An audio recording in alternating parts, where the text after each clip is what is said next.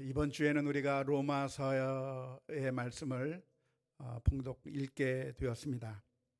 로마서 1장에서부터 16장까지의 말씀을 이번 주간에 읽게 되겠는데요. 이 로마서는 바울 사도가 로마에 있는 성도들을 향해서 쓴 편지라고 할 수가 있겠습니다. 바울 사도가 전도 여행을 하는 가운데 고린도라고 하는 지역에 머무르면서 거기서 로마 교회에게 이 편지를 보내게 되었는데요. 이렇게 편지를 보낸 이유가 무엇일까요? 왜 바울 사도는 자기가 개척한 교회도 아니고 자기가 세운 교회도 아니고 자기가 한 번도 방문해 본 적도 없는 그 로마 교회 성도들에게 이렇게 편지를 쓰는 그 이유가 무엇일까요? 그것은 이제 이 바울 사도가 로마 교회를 방문할 계획을 가지고 있었기 때문에 그렇습니다. 지금 바울 사도는 전 지역을 다니면서 하나님의 말씀을 전하고 증거하고 있는 가운데 있는데, 지금의 튀르키예 지역이라고 할 수 있는 소아시아 지역, 아시아에서 복음 전하는 일들을 다 했고, 이제는 건너가서 지금의 그리스 지역이라고 할 수 있는 마게도니아, 지금 바울 사도가 글을 쓰고 있는 이 고린도도 이 마게도니아, 아가야, 그 그리스 반도에 해당하게 되겠는데, 거기서도 복음을 충분히 다 전했기 때문에 이제 바울 사도는 어디로 가야 될까요? 좀 더 서쪽으로 가야 되는 거죠.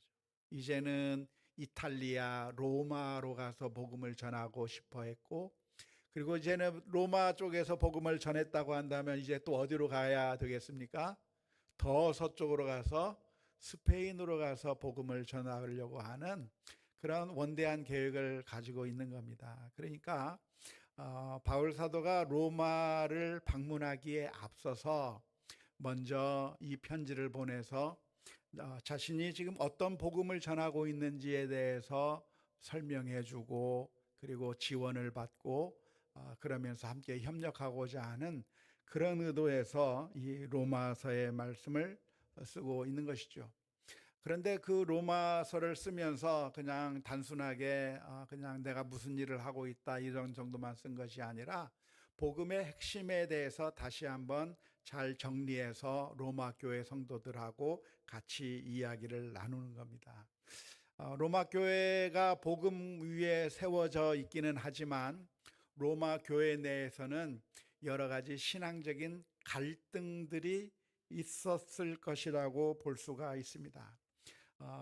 초대교회 시절에 신앙적인 갈등, 신앙적인 혼란들은 당연히 그 시절에 있었을 거라고 생각이 드는데요.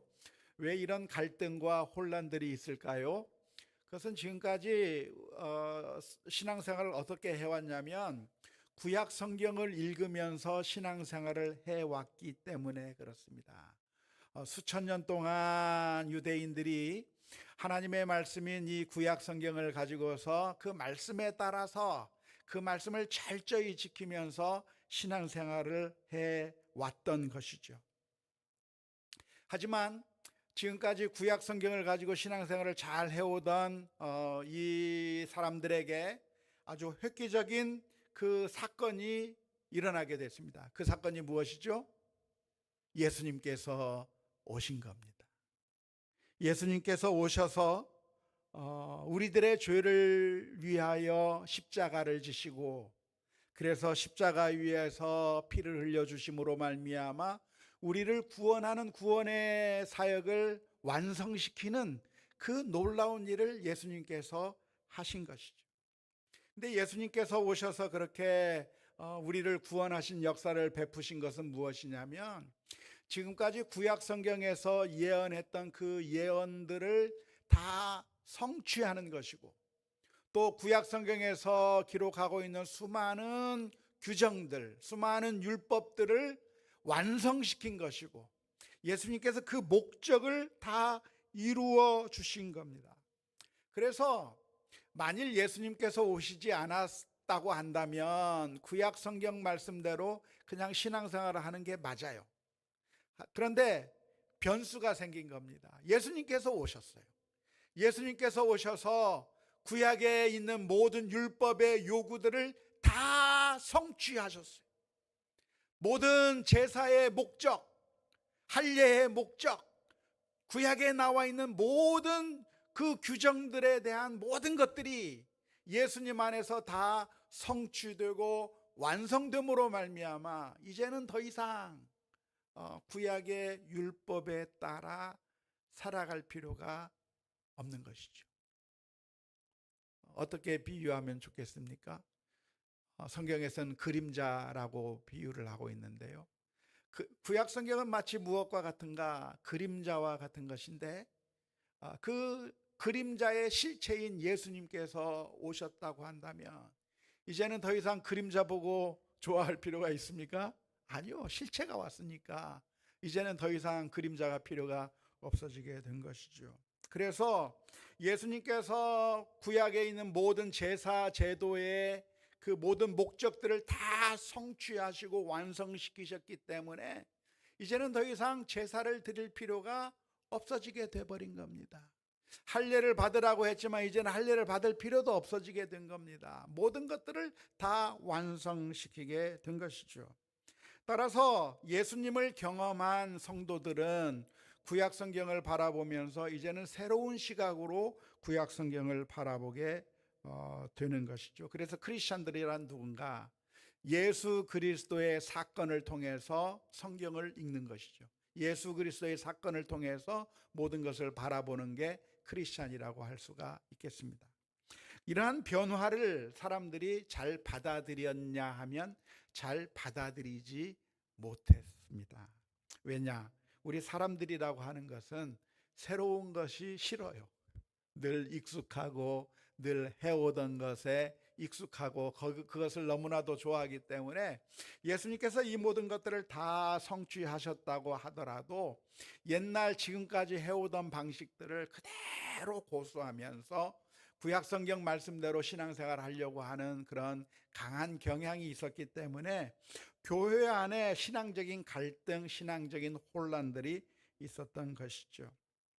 그래서 이 로마서에서는 예수님께서 오셔서 우리를 위해서 어떤 일을 벌이셨으며 그래서 이것이 우리가 구약 성경을 바라보는 관점이 어떻게 바뀌었는가 이런 것들을 설명해 주는 그런 귀한 책이라고 할 수가 있겠습니다. 그래서 로마서에서 말하고 있는 이야기가 무엇이냐면 예수님께서 이 세상에 왜 오셔야 했느냐, 예수님께서 왜 오셔야 했습니까? 하나님께서 주신 하나님의 말씀 구약 성경이 있는데 그래서 구약 성경의 그 말씀대로 순종하며 살면 될 텐데 왜 예수님께서 이 세상에 오셨습니까? 그것은 우리 모두가 다 죄인이기 때문에, 죄성을 가지고 하나님의 뜻대로 살지 못하는 사람들이기 때문에 구약 성경에 기록되어 있는 그 율법의 요구들을 우리가 다 지키지 못하는 거죠. 다 죄인인 것이죠. 그래서 예수님이라고 하는 새로운 대안이 우리에게 필요했다고 말씀하고 있습니다. 특별히 로마서 1장에서부터 3장 20절까지의 말씀에 보면 모든 사람이 죄인이다 라고 하는 것을 강조해서 설명하고 있습니다. 로마서 1장에서부터 3장 20절까지의 내용을 한마디로 요약하자면 우리 모든 사람들이 다 죄인이다. 누가 죄인이에요? 유대인들이 다 죄인이에요. 또 누가 죄인이에요? 이방인들이 다 죄인이에요. 이 세상에 죄인이 아닌 사람이 한 사람도 없는 것이죠. 그래서 사실 이 복음의 가장 기초가 무엇이냐면 내가 죄인이라고 하는 사실을 발견하는 데서부터 복음이 정확하게 전달이 될 수가 있는 것이죠.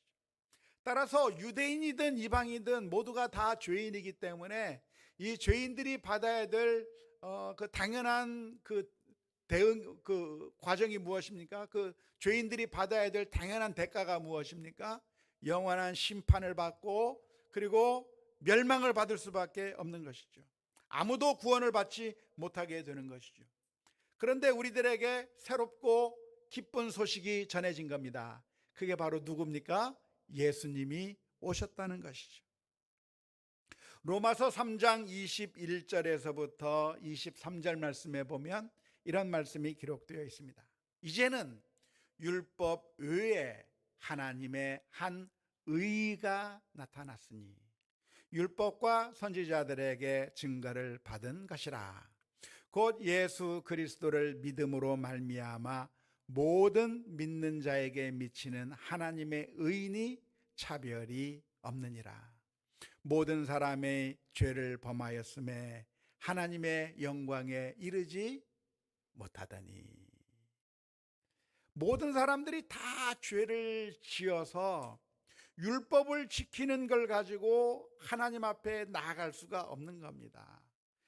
다 약간의 차이는 있어서 어떤 사람은 조금 더 잘하고 어떤 사람은 더 못하고 하는 그런 차이가 있을 수 있겠지만, 하나님께 관점으로 본다고 한다면 이 세상에 그 누구도 자신의 의의를 가지고 하나님 앞에 나아갈 수 있는 사람이 단 한 사람도 없다고 하는 것이 우리가 제일 먼저 깨달아야 될 것이죠. 그런데 그 상황 가운데서 하나님의 의의가 나타났다고 설명합니다. 오늘 읽은 로마서 1장 17절 말씀에 복음에는 무엇이 나타났다고 써 있어요? 하나님의 의의가 나타났다. 하나님의 의로움이 나타났다. 하나님의 의로움이라고 하는 게 무엇일까요? 의로움, 이게 무엇을 의미할까요? 우리는 생각하기에 의라고 하는 것은 정직하게 행하고 선하게 행하고 바르게 행하고 이것을 의라고 생각하기가 쉬운데요. 물론 그것도 의지만 이 성경에서 말하고 있는 의라고 하는 것은 무엇이냐면 약속을 잘 지키는 게 의입니다. 그래서 어떤 사람하고 어떤 사람이 서로 약속을 했어요. 약속을 했는데 약속을 잘 지키는 사람이라고 한다면 그 사람은 의로운 사람인 것이죠. 약속을 잘 안 지킨다 그러면 그 사람은 불의한 사람인 거예요. 예를 들자면 내가 어떤 물건을 사고 싶어서 내가 돈을 줄 테니까 물건을 달라. 그래서 서로 약속을 했어요. 그래서 정작 물건을 주려고 하는데 돈을 안 가져오면 그 사람은 의로운 거예요? 의롭지 못한 거예요? 의롭지 못한 거죠. 성경에서 말하는 의라고 하는 것이 무엇이냐면 약속을 잘 지키는 사람이 의인 것이죠. 그런데 하나님과 우리 인간들 사이에는 하나의 약속이 이루어진 겁니다. 무슨 약속입니까? 하나님의 말씀을 순종하며 살면 하나님의 백성이 될 것이고, 그리고 하나님은 우리의 하나님이 되어줄 거라고 하는 그 약속이 하나님과 우리 사이에 맺어져 있는 겁니다. 그래서 우리가 하나님의 약속을 잘 지키며 믿음 안에서 잘 살아가면 하나님의 백성으로서 계속 영화롭게 살아갈 수가 있게 되는 거죠. 하지만 문제가 생겼습니다. 사람들이 그 약속을 잘 지켰나요? 못 지켰나요? 못 지킨 거예요. 이스라엘 백성이 하나님의 약속을 잘 지켰습니까? 못 지켰습니까? 못 지켰어요. 율법을 어기고 죄를 짓고 잘못된 길로 간 거예요. 그래서 하나님과 사람들 사이의 약속이 깨져버린 겁니다. 하나님이 우리를 사랑하고 보호해 주시고 우리는 하나님을 경배하고 찬양하는 그 관계가 계속 유지가 돼야 되는데, 사람 편에서 하나님을 섬기지 않고 우상을 섬기고 하나님을 섬기지 않고 물질을 우상으로 섬기면서 그렇게 하나님을 버린 그 우리들의 하나님과의 약속이 깨져 버리게 된 것이죠. 그렇다고 한다면 더 이상 하나님이 우리의 하나님이 될 수가 있습니까? 없습니까? 안 되는 것이죠. 그래서 약속이 깨져버린 것이라고 할 수가 있겠는데, 그런데 놀라운 일이 일어난 겁니다. 그것이 무엇이냐면 하나님께서는 우리가 약속을 깨뜨렸지만 그래 약속이 깨졌네 하면서 너희가 사랑하는 사람 만나고 살아, 나는 딴 사람이랑 살 거야 하면서 헤어져 버린 것이 아니라 하나님께서는 우리에 대한 사랑을 변치 아니하시고 끝까지 사랑해 주시는, 하나님은 약속을 깨지 않으셨다고 하는 것이 복음입니다. 그것을 설명한 것이 무엇이냐면 바로 호세아서에 나오는 고멜의 이야기예요. 어느 날 하나님께서 호세아 선지자에게 말씀하십니다. 호세아야, 네가 한 여인, 저 음탕한 여인 고멜이랑 결혼을 해라, 그런 겁니다. 그래서 호세아가 고멜이라고 하는 여인과 함께 결혼을 해서 삽니다. 그런데 한 남자와 한 여자가 결혼했으면 어떻게 두 사람이 살아야 되죠? 서로 약속을 지키면서 살아야죠. 무슨 약속하면서 결혼하셨어요? 병들 때나 건강할 때나 부유할 때나 가난할 때나 그 어떤 상황에서도 당신만을 사랑하겠다고 하는 그 약속을 하고, 죽음이 우리를 갈라놓기 전까지는 우리가 당신만을 사랑하겠다고 하는 부부의 서약을 하면서 결혼을 하게 되는 것이죠. 그런데 그렇게 결혼을 했는데 남편이나 아내가 둘 중에 한 사람이 외도를 해버리면, 그러면 그 결혼은 어떻게 되는 거예요? 끝나는 거죠. 그렇게 되면 이제는 더 이상 결혼의 관계가 성립이 되지 않고 끝나져 버리는 겁니다. 그래서 아내는 아내대로, 남편은 남편대로 깨어져 버리는 것이 정상일 거예요. 하지만 하나님께서는 호세아 선지자에게 말씀하는 겁니다. 그 고멜이라고 하는 여인을 다시 데리고 와라. 호세아 선지자가 그 고멜이라고 하는 여인을 저 창기들이 있는 곳에서 돈 주고 사와서 다시 자기 아내로 데리고, 또 집을 나가면 또 돈을 주고 가서 사와서 자기 아내로 다시 맞이하는 거예요. 그런 이야기를 들려주는 이유가 무엇이냐면, 하나님께서 우리를 향해서 해주시는 그 모습이 바로 그 모습이에요. 우리 인간들이 하나님을 섬기지 않고 나쁜 길로 가고 우상을 섬기는 길로 가고 하나님을 버리고 갔을 때, 이제 끝났다, 우리와의 관계가, 하나님과 백성, 하나님의 백성 사이의 관계가 끝났다 하면서 하나님께서 파토선언을 하신 것이 아니라, 하나님께서는 계속해서 우리를 향한 사랑을 중단하지 아니하시고 우리를 끝까지 사랑해 주셔서 우리를 구원해 주시는 게 복음이라는 거예요. 그래서 그 복음은 무엇인가? 그 복음이 어떻게 나타났는가? 바로 예수님을 통해서 나타나신 거죠. 호세아가 돈을 지불하고 고멜을 사온 것처럼, 하나님께서는 하나님을 버린 저 인간들을 사랑하시기 위해서 하나밖에 없는 그 아들을 값으로 주고 죽임에 내어주시고, 그래서 우리를 구원해 주시는 그 놀라운 사랑을 우리가 받게 된 것이죠. 그래서 이 로마서에서는 바로 그 이야기를 하는 겁니다. 모든 사람이 죄를 지어서 단 한 사람도 하나님과의 그 약속을 지킨 사람이 없었는데, 하나님께서는 그래서 우리 인간들을 이제 끝났다고 버리신 것이 아니라 우리를 끝까지 사랑하신 하나님의 의가 어디서 나타났는가? 복음에서 나타나는데, 그 복음은 바로 우리를 구원하시기 위해서 하나밖에 없는 아들 예수 그리스도를 주셨고, 우리가 원수 되었을 때, 우리가 죄인 되었을 때 우리를 사랑하신 그 하나님의 사랑 가운데서 하나님의 놀라운 복음의 소식이 주어졌다고 하는 것이죠. 그래서 이제는 우리가 옛날 그 구약 시대의 방식대로 율법을 지켜서 구원을 받는 것이 아니라, 이제는 예수님께서 이루신 그 구원의 사역을 마음속에 받아들이고 예수님을 나의 주 나의 하나님으로 받아들이고 믿고, 그래서 그 믿음으로 하나님과의 관계가 회복되게 되는 그런 놀라운 관계를 가져오게 되었다, 이 말입니다. 그러니까 놀라운 은혜죠. 예. 그렇다고 한다면 이제 우리는 어떻게 살아야 됩니까?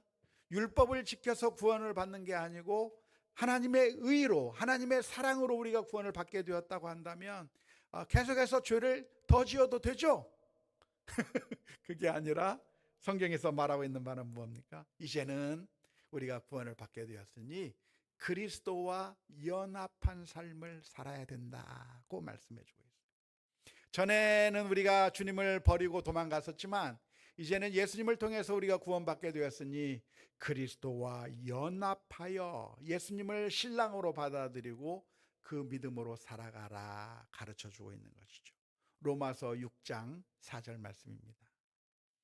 그러므로 우리가 그의 죽으심과 합하여 세례를 받음으로 그와 함께 장사되었나니, 이는 아버지의 영광으로 말미암아 그리스도를 죽은 자 가운데서 다시 살리심과 같이 우리로 또한 새 생명 가운데서 행하게 하려 합니다.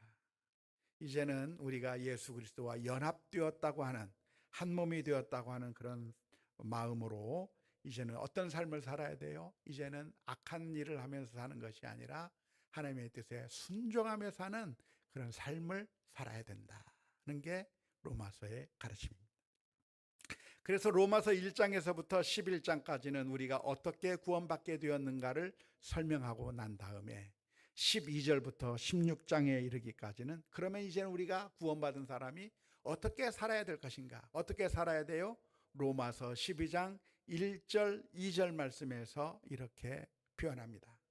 그러므로 형제들아, 내가 하나님의 모든 자비하심으로 너희를 권하노니 너희 몸을 하나님이 기뻐하시는 거룩한 산 제물로 드리라. 이는 너희가 드릴 영적 예배니라. 너희는 이 세대를 본받지 말고 오직 마음을 새롭게 함으로 변화를 받아 하나님의 선하시고 기뻐하시고 온전하신 뜻이 무엇인지 분별하도록 하라.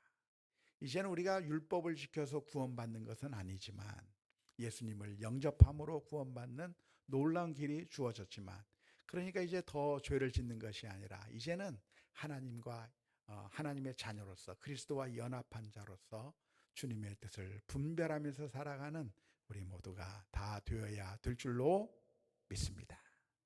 로마서의 말씀을 읽어나가는 가운데 하나님의 은혜가 얼마나 큰가 깨닫고, 또 그러면 우리가 어떻게 살아야 될 것인가를 깨닫는 이번 한 주간이 될 수 있기를 주님의 이름으로 축원합니다.